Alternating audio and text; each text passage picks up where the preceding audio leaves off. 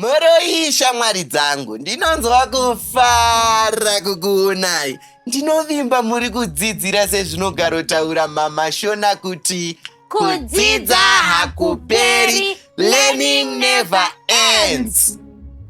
Tatenda, can you tell us the word of the day?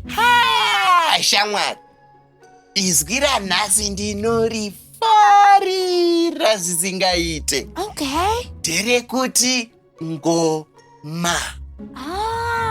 Ngatiitei tese ngoma. Futi ngoma. Wow, Tatenda. Yes. Ngoma is also drum, right? Exactly. Okay. Ngoma ndiyo drum. Okay. Tatenda. Ngoma is an interesting instrument. Shamwari yangu. Ngatimboimbai kasongo kengoma.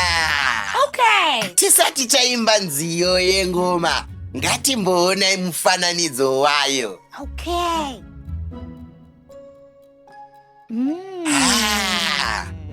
Ngoma.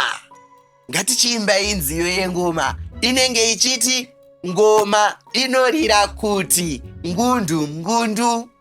Anditika? Okay.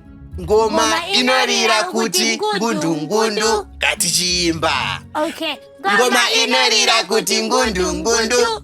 Ngoma inorira kuti ngundu ngundu. Ngoma inorira kuti ngundu ngundu. Ngoma inorira kuti ngundu ngundu. Yes! Wow!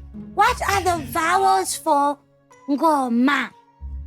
Nga, nge, ngi, ngo, ngu. Okay, let's do it together. Nga, nge, ngi, ngo, ngu. Magona chose shamwari dzangu. Chimbondiudza iwo, ngoma inoridzwa kupi?